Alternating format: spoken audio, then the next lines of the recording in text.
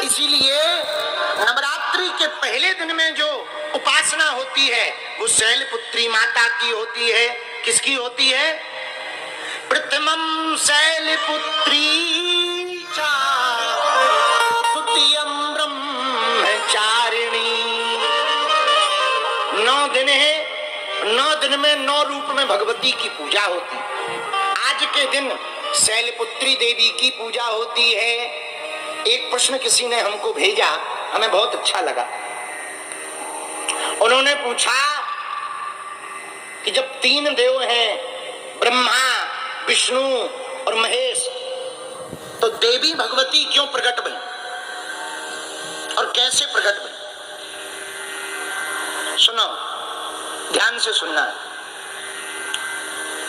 महिषासुर नाम का जो दैत्य था बड़ा बलशाली था। इतना बलशाली था कि इसके सामने कोई भी नहीं टिक पाता था। अभूतपूर्व इसके पास बल था। एक महाराज हुए दनु। दनु के दो पुत्र हुए। एक का नाम रंभ था, दूसरे का नाम करम्भ था।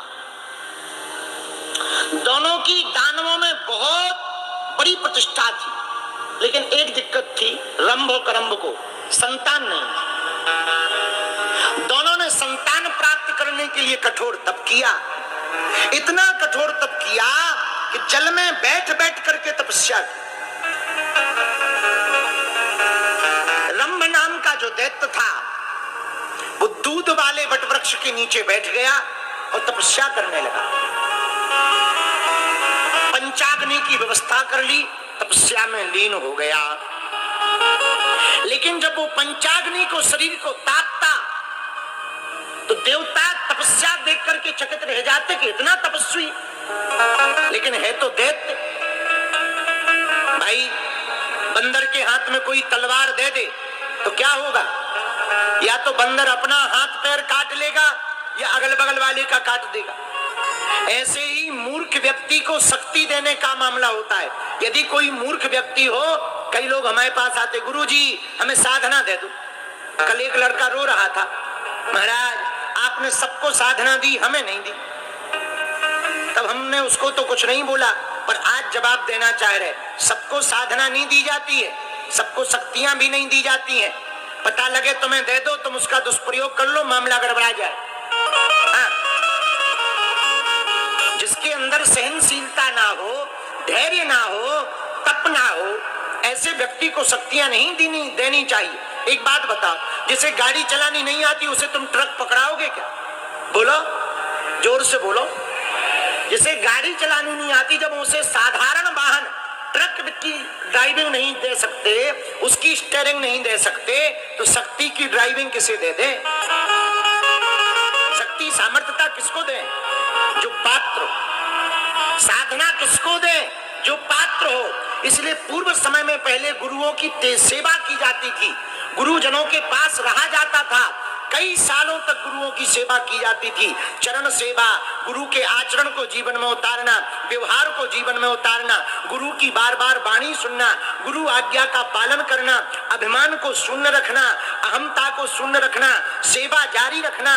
जब खूब पक जाता था सेवक शिष्य, तब गुरु फिर सेवा के बाद प्रसन्न होकर के शक्ति देते थे। अब तुम पात्र हो गए हो, अब तुम धैर्य धारण कर सकते हो, अब तुम तप कर सकते हो, अब तुम त्याग कर सकते हो, अब तुम ध्यान कर सकते हो, अब तुम स्मरण कर सकते हो, अब तुम शक्ति का सदुपयोग कर सकते हो। इसलिए अब तुम पात्र हो, अब तुमको अमुक शक्ति दी जाती। हमारे ही गुरुजी ने कई सालों तक हमको तपाया, तब जाकर के सन्यासी बाबा का मंत्र दिया हमें।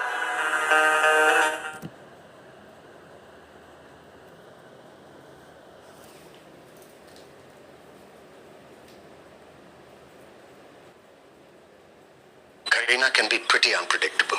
आप, मैं और ये आफ्ताब हकीकत है। सन्यासी बाबा, तो देवताओं ने जब देखा रंभ और करम्भ दोनों बहुत तपस्या कर रहे हैं, और रंभ की जब पंचाग्नि की तपस्या को देखा तो देवताओं को लगा कि बहुत हालत खराब हो जाएगी, तो इंद्र को दुख हुआ। इंद्र ने जल में प्रवेश करके ग्राह का रूप धारण किया। ग्राह जानते हो? ग्राह जानते? मगरमच्छ। ग्राह यानी मगरमच्छ। ग्राह का रूप धारण किया और रंभ के पैरों को पकड़ करके करम्ब के पैरों को पकड़ करके करम्ब की जीवन लीला को समाप्त कर दिया। अब बचा रंभ। दो भाई थे, करम्ब और रंभ। जब रंभ को पता लगा कि हमारा भाई करम्ब मारा गया, हालत खराब है, तो रंभ को बड़ा दुख हुआ, मन बड़ा ग्लानि से भर गया, दुख से बहुत ज्यादा दुखी हो गया। तब रंभ ने ब्रह्मा जी की कठोर तपस्या की और कठोर तप करके रंभ ने ब्रह्मा जी को प्रसन्न किया। ब्रह्मा जी को प्रसन्न करके रंभ ने दर्शन करने की लालसा जागृत की, तो देवताओं ने रोक दिया कि सुनो, इसको दर्शन न देना, पता नहीं ये क्या मांग लेगा। तो ब्रह्मा जी रुक गए, लेकिन इसकी तपस्या से अग्निदेव बहुत प्रसन्न भये। अग्निदेव की प्रसन्नता से इसने अग्निदेव से वार्तालाप प्रारंभ किया। तो रंभ ने कहा कि हे भगवान, हम अग्निदेव में अपने सिर को काट कर डालना चाहते अग्नि में। अग्निदेव ने कहा क्यों? बोले महाराज, हमारा भाई भी चला गया, कोई संतान है नहीं है, ऐसा जीवन जीना बेकार। बोले तुम मरो ना, हम तुम्हें एक वरदान दे रहे। महाराज आज्ञा दो। अग्निदेव ने महान पराक्रमी सुंदर पुत्र तुमको हो, अच्छा पुत्र तुमको हो, जिसके सामने कोई ना टिके, हम तुम्हें वरदान दे रहे। रंभ, तुम्हारे द्वारा ऐसा पुत्र उत्पन्न होगा कि देवता भी उसको परास्त नहीं कर पाएंगे। तुम अपने प्राण मत त्यागो, हम तुम्हारी तपस्या से प्रसन्न हैं, वरदान है तुम। अब तो रंभ बड़ा खुश हो गया। बोले महाराज, बड़ी कृपा हुई कि आपने हमको ये वरदान दे दिया, लेकिन सुनो, एक दिक्कत होगी तुमको, वासना तुम्हारे अंदर बहुत आएगी। बोले महाराज कोई बात नहीं, आपने आशीर्वाद दे दिया, पुत्र हो जाए बस। अब देखना वासना कितनी बलवान होती है। वासना में व्यक्ति को कुछ भी नहीं दिखाई पड़ता। जोश में व्यक्ति को, चाहे वो काम वासना का जोश हो, अथवा क्रोध का जोश हो, अथवा फिर अभिमान का जोश हो, या पद का जोश हो, आदमी को दिखाई नहीं देता।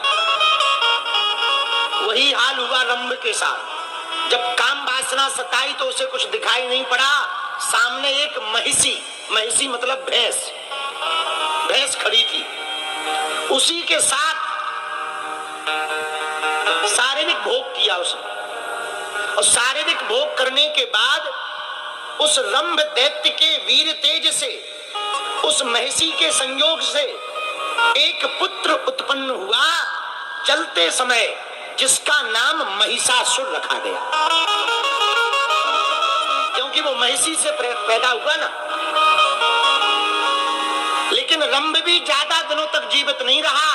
जब महिषी से शारीरिक भोग किया तो इसे पछतावा भी हुआ। और एक और भैंसा बड़ा बलवान वहीं बगल में खड़ा था, वो रंभ को देख करके क्रुद्ध हो गया, अपने सींगों से आंतों को विदीर्ण कर दिया, पेट में मार दिया, रंभ मारा गया। तो जो महिषी थी भैंस, उसको बड़ा दुख हुआ, बड़ी पीड़ा हुई। अब कैसा भी ये था तो पति ही, भले ही कुछ देर पूर्व में प्राप्त हुआ, पर है तो पति ही।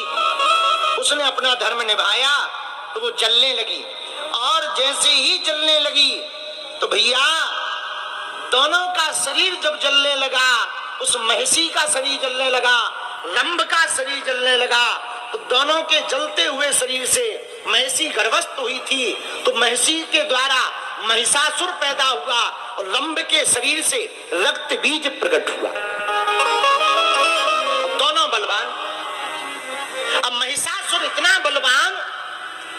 उसके सामने टिके ना। एक तो वो महिषासुर कभी भी भैंसे का रूप धारण कर लेवे, कभी भी देवताओं का रूप धारण कर लेवे, कभी देवों का रूप धारण कर लेवे, और देवता सब हैरान। और वो एक लाइन से सबकी क्लास लगावे, सब देवताओं की। लेकिन वो बल भी उसने ऐसे नहीं पाया। एक तो महिषासुर, ऊपर से उसने तप भी किया और सब काम बिगाड़ा ब्रह्मा जी ने।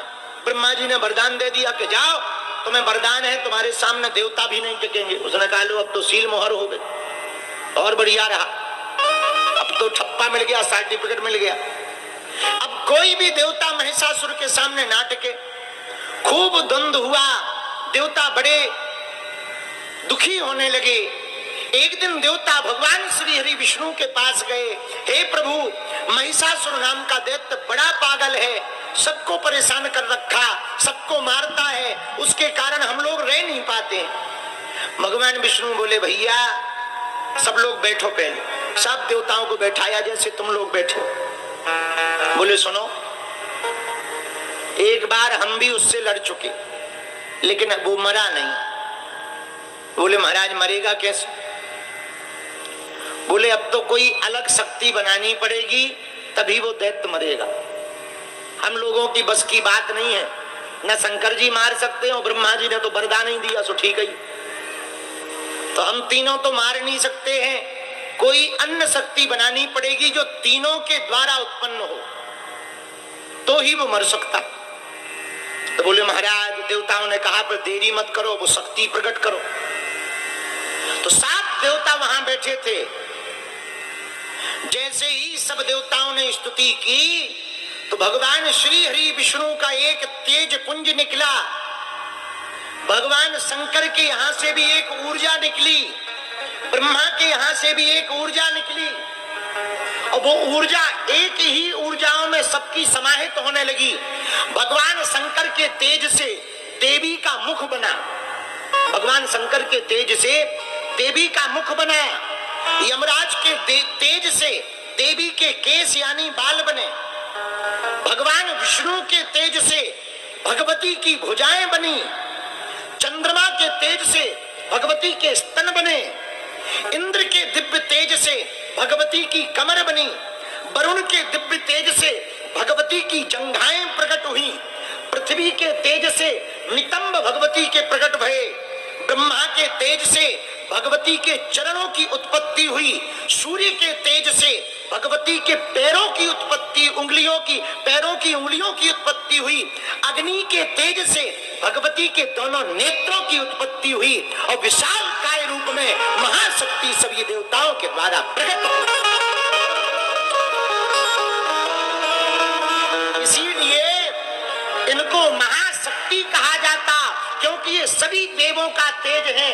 भगवान शंकर का भी तेज है, भगवान विष्णु का भी तेज है, इंद्र का भी तेज समाहित है, सूर्य का भी तेज समाहित है, ब्रह्मा का भी तेज समाहित है। सब देवताओं का तेज समाहित है देवी में, इसलिए इनको महाशक्ति कहा जाता है। जब देवता हार गए तब महाशक्ति भगवती ने उन राक्षसों का, असुरों का संहार किया, जिनका संहार स्वयं भगवान विष्णु भी नहीं कर पाए। स्वयं भगवान विष्णु भी नहीं कर पाए। ऐसे भगवती प्रकट हुई, और जब भगवती प्रकट हुई तो 9 दिनों तक महिषासुर से लड़ी। 9 दिनों तक जब महिषासुर से लड़ी, तो उसी कारण से भगवती की आराधना में नवरात्रि का पावन पर्व मनाया जाता है। ऐसे देवी जी प्रकट हुई, और इस कारण से नवरात्रि का पावन पर्व मनाया जाता। बोलो सीताराम, जोर से बोलो, और जोर से बोलो, और जोर से बोलो। ऐसे भगवती माँ पराम्बा को आओ हम लोग भी पुकारे हैं। एक बार पुकारते हैं एक भाव के साथ में, फिर जो भी भाव हमको गुरु आज्ञा लगेगी कुछ क्षण और सुनावेंगे। आज चूंकि पहला दिन है, कितने बज गए? 4-5 बज गए।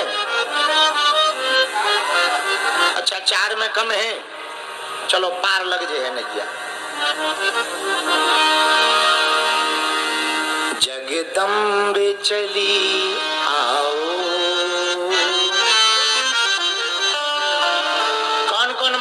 को बुलाना चाहता।